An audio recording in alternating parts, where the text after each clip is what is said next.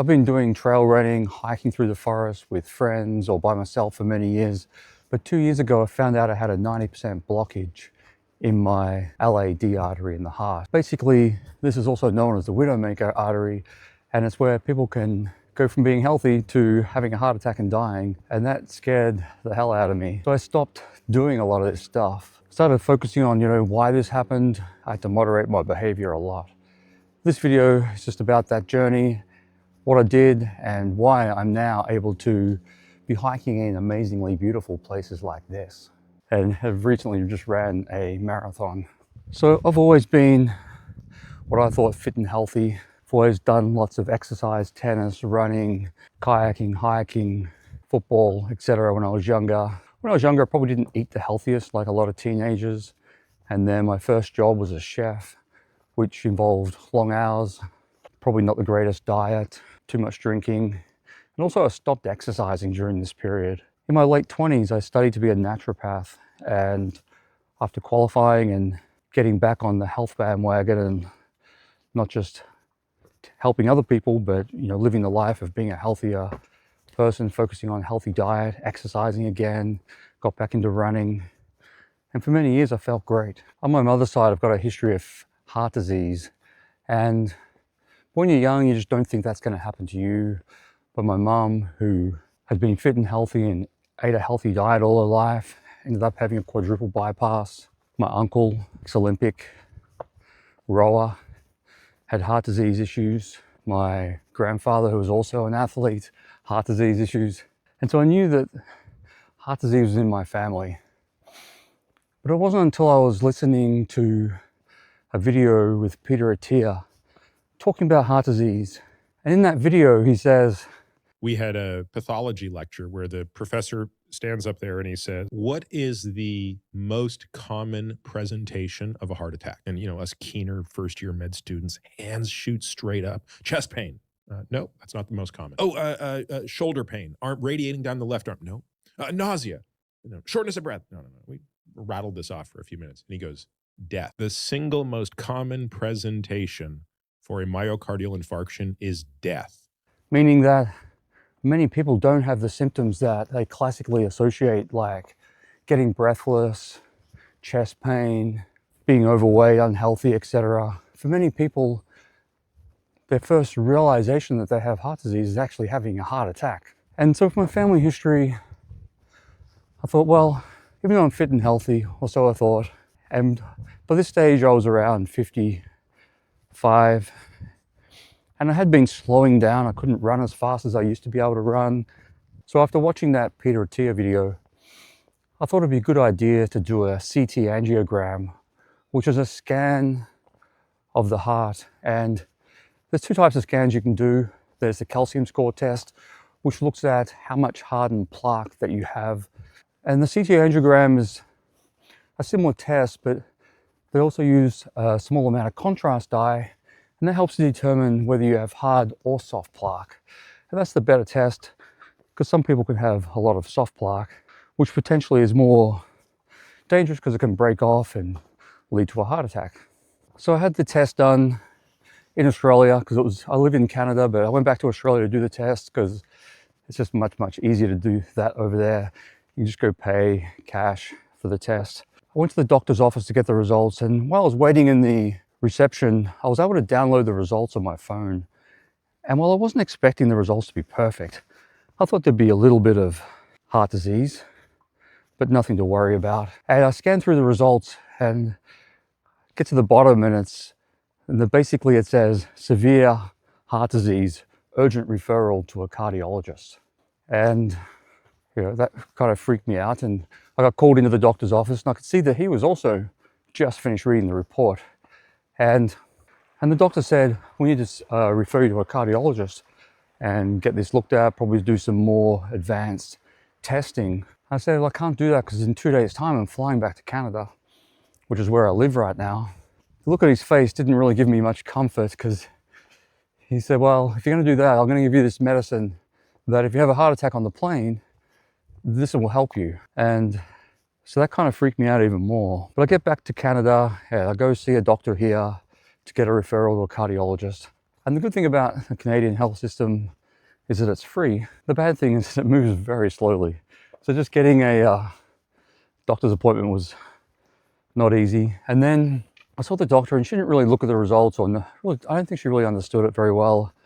And she's like, well, we can refer you to a cardiologist. And the waiting list is about a year, which also freaked me out because it's like, here I am thinking I'm gonna have a heart attack any day. And luckily, it was only a few weeks later that I got a phone call. I noticed that I was able to see a cardiologist in 4 weeks' time. And in the meantime, they sent me off to get an ECG, an echocardiogram. And on the day that I saw the cardiologist, I also had a cardiac stress test on the treadmill. So by the time I got to see her, I had plenty of other information. And the good thing is that I passed the ECG. Everything came back perfect. My echocardiogram was fine. The stress test wasn't perfect. The ECG started to wobble around the 135 beats a minute mark, which sort of matched my symptoms of feeling a little bit weak sometimes, especially when I exercised hard. But, you know, there was no breathlessness or anything like that. And the cardiologist said, well, you've passed all these other tests, and even though the CT angiogram results aren't great, they may not be as accurate as we're thinking. And that let's just watch and just monitor symptoms, because the evidence shows that there's no point doing any interventions like stents or radical surgeries unless someone's symptomatic. And I did some more research into this, and that was true. Like back in the old days, they would put stents into everybody who had some type of minor blockage or medium blockage. But unless someone's symptomatic, there didn't seem to be a need for doing that. Because I had a high level of not just hardened plaque, but soft plaque, I started taking a statin medication, and I'd been against those for many years, thinking that the main purpose was to lower cholesterol, and cholesterol is not just the only reason why people have heart disease. On further research, I understood the mechanism of action of statins is not so much to lower cholesterol, though it does do that. It's to actually help to stabilize the inflammation. And when you've got a lot of soft plaque, the statin medication can help to stabilize that to help prevent a heart attack. And the cardiologist said, oh, I can keep exercising, but just keep my heart rate under 135 beats a minute, which means you can't run very fast doing that. But I started running again, thinking that would be a good thing, and just kept in that zone 2 level. I kept playing tennis, and if my heart rate went high, I would just have a little break for a moment and then let my heart rate come back down. And I did that for about 10 months.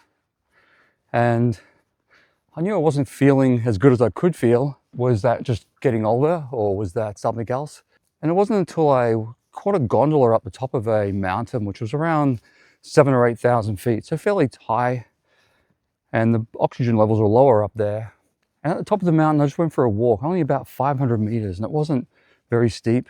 And once again, I wasn't breathless at all, but I was very weak. And to the point where I wasn't even sure if I'd make it back to the gondola. And so when I got back home, I contacted the cardiologist and explained the situation. And they said, well, maybe we need to do a more further investigations and do a cardiac angioplasty, where they put a catheter up through your wrist into the heart and just see, exactly what's going on with the heart. And if something's really bad, they can actually treat it at the time with stents. This was in April, and I almost given up on getting that test done, because I went right through to November before I finally got a call. And during that summer, I noticed that I was more and more not able to tolerate the higher levels of exercise, especially when the weather was hotter. My heart rate would go high quite quickly, but I still wasn't breathless going upstairs or doing any short bursts of exercise like you hear from people who, getting angina or any of those types of more serious symptoms. So in November, I went into the hospital in the morning, and I've been talking to my friend who had had a stent put in a few years earlier, and he said, yeah, the operation's quick, it's half an hour, you'll be back playing tennis in 2 or 3 days, and nothing to worry about. And we actually had the same surgeon who had amazing reviews, so that gave me a lot of confidence. And when I went in there, everyone else was much older. I was 57, and Everyone was like 70 or 80, and they were obviously looking much less healthier than me. And luckily I was first up, so I didn't have to wait around very long. And there was two cardiologists. One was doing the actual procedure, and the other one was just in a different room, and he was watching things on like a computer monitor. And after what seemed like half an hour, the main cardiologist came over to me and he said, "This is a lot worse than we thought." I'm not sure what he was expecting, whether he'd actually even seen the CT angiogram results or the fact that I'm a healthy looking guy walking into the cardiac surgery. But he said, he confirmed that the LAD was 90% blocked and there was multiple severe blockages in other arteries. And he said, "I could refer you to a different surgeon to get a coronary bypass." And that's basically a more serious operation. It's an open heart surgery. There's like an 8-week recovery. And the surgeon said, "Well, I can try and fix it. And, what would you like to do?" And I didn't want to go down the open heart surgery. That just sounded too scary. And he gave me the pros and cons, and I just had faith in this guy. So I said, let's try and fix it. And so the procedure took almost 3 hours. And at the end of that, I spent the rest of the day in hospital. Everyone else was going home and I was there right to the end. And he came up to me at the end and he said, "I fixed you." And that gave me a lot of confidence. But the next day, and I definitely wasn't playing tennis 3 days later, like my friend said. He rang me up to see if I could play. Thanks, Steve. And it took up to a month before I could actually even start running again. And I started running just 50 meters. My heart rate would go up. I'd walk and then run a little bit more, just still keeping my heart rate low. I was getting another stress test a couple of months later, so I didn't want to push things until then. And slowly, and at the start, I was thinking, this just hasn't worked. I don't feel better. I potentially feel worse. But I think it was just all of the inflammation from the surgery. I needed time to settle down. And so by the time I had my next stress test, I was actually able to run 4 or 5 kilometers at an easy pace. I was playing tennis, and I had the follow-up stress test.